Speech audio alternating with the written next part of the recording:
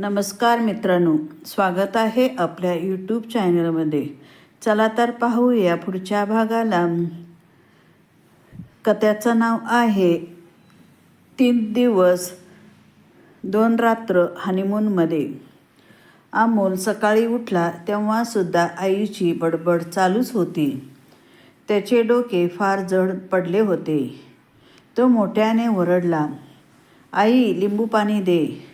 त्याचा लाल डोळ्याकडे आणि सुजलेला चेहऱ्याकडे बघितल्यानंतर आई त्याला म्हणाली, "अरे अमोल, आज तुला गायत्रीच्या घरी जाऊन तिला घ्यायला जायचे होते ना?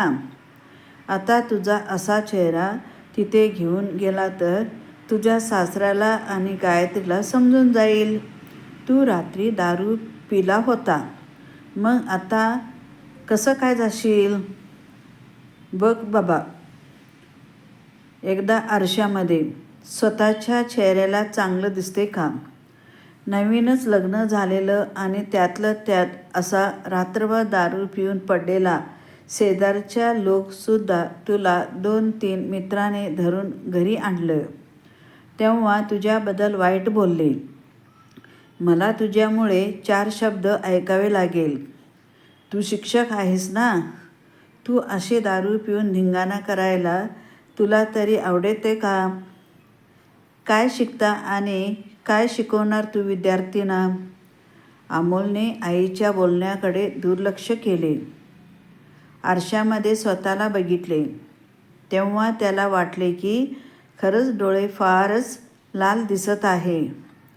रात्री आपण जरा जास्त दारू पिली होतो, त्याचा हा परिणाम आहे. चेहरासुद्धा सुजलेला होता. आता काय करणार? शेवटी त्याला आठवण आली डॉक्टरांची. एक काम करतो, संध्याकाळपर्यंत जरा चेहरा ठीक करता आलं तर घ्यायला जातो, नाहीतर राहून देत. तिला 2 दिवस अजून तिथेच माहेरी असून देत. असा विचार अमोलच्या मनात आलं आणि लगेच त्याने तयारी केली आणि लवकरात लवकर डॉक्टरकडे गेला. डॉक्टरकडे गेल्यानंतर अमोल काय सांगणार होता? दारूमुळे चेहरा सुजत आहे आणि डोळेसुद्धा लाल झाले आहे, हे सांगण्याच्या आधी डॉक्टरला स्वतःला समजून गेलेले होते. डॉक्टर म्हणाले, "यावर काही उपाय असेल तरी मी देणार नाही. मी जर तुला उपाय दिला किंवा सांगितलं तर तुम्ही नेहमीच असेच कराल. त्याची शिक्षा तुम्हाला भेटलीच पाहिजेत." आणि असे सांगून त्यांना क्लिनिकमधून हाकलून दिले. "जाऊन बघतोस तिच्या घरी, काही विचारले तर सांगून देईन. झोप आली नाही, रात्रभर जागीच होतो. तुझ्या विचारामध्ये काहीतरी करून वेळ मारून घेईन. तिला असं माहेरी नाही ठेवणार," मनात विचार केला आणि तसेच अमोल घरी गेला. "आई, मी गायत्रीच्या माहेरी चाललो आहे तिला घेण्यासाठी," अमोलने सांगितले आणि लगेच तयारी केली आणि निघाला. आई म्हणाली, "अरे, ते विचारतील तुझे डोळे आणि चेहरा असा का दिसत आहे? मग काय सांगशील?" "सांगेल खरं. कुणाच्या बापाला घाबरतो काय? दारू पिली माझ्या पैशाने पिली, तिच्या बापाच्या पैशाने थोडीच पिली होती. आणि तिच्या बापाला काही त्रास होत असेल, तिला काही त्रास होत असेल तर त्यांनी सांगावं तसं. जर तिच्या बाबांनी गायत्रीला माहेरी गेली नव्हती तर मी दारू पिलत नसतो. कळलं पाहिजे ना त्यांनासुद्धा बायको माहेरी गेल्यावर काय काय होतं इथे. नवरा कसा तू सहन करून जाणार?" अमोल आईकडे बघितले आणि नाही पण उत्तर मात्र देत होता. "लग्नाला अजून 8 दिवस ही झाले नाही तेवढ्यात तुझी ही भाषा इतके दिवस होती का ती तुझ्याजवळ? मग इतके दिवस तू दारू पिऊन तिकडे पडत होता का? काहीही नको सांगू, गुपचूप घरात बस. काही गरज नाही तिच्या घरी जायची. कमावलेली इज्जत एका चुकीमुळे गमवू नको." आई नको ते सल्ले अमोलला द्यायला लागले. आई, तू नक्की माझीच आई आहेस ना?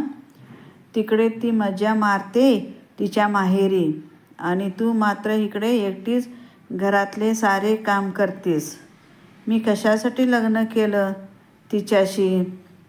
तू असं एकट्याने घरातले सारे काम करण्यासाठी नाही ना?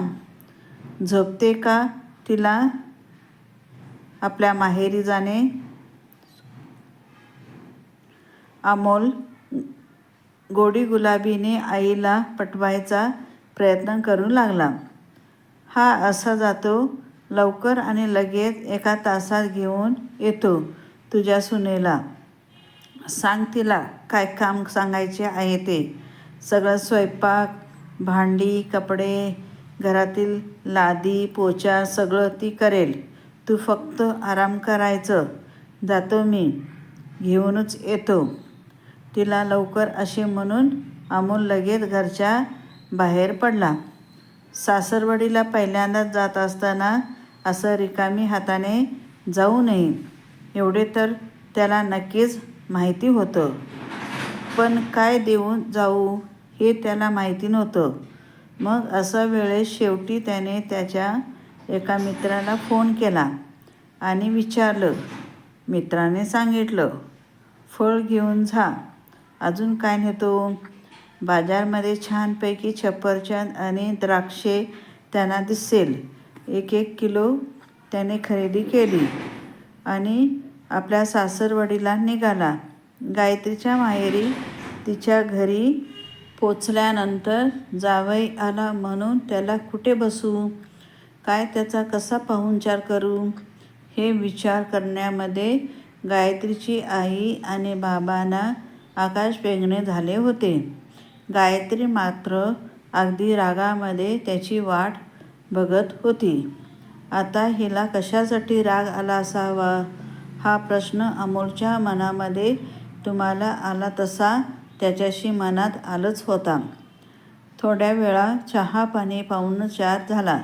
गायत्रीचे वडील फळ बघितल्यानंतर म्हणाले, काय गरज होती फळ आणायची? आमच्या घरी कोणते लहान मुलं किंवा म्हातारा माणूससुद्धा नाही की हे फळं खातील. असू द्या, आता आणलास तर. गायत्रीलाच फळं आवडतात, तीच खाईल हे सगळं फळं. आज हे ऐकल्यानंतर अमोलने त्यांच्याकडे बघितले. गायत्री माझ्याबरोबर माझ्या घरी येत आहे. ती कशाला फळं खाण्यासाठी इथे थांबणार? असे अमोलने बाबाकडे बघत म्हणाला. अर्थात तो हळूहळू बोलत होता. बाबांना मात्र हसू आले आणि बाबा म्हणाले, अहो जावई बापू, आमच्या गायत्रीच्या मनामध्ये आहे अजून 2 दिवस तरी इथंच राहावे की काही तुमच्याबरोबर जाणार नाही.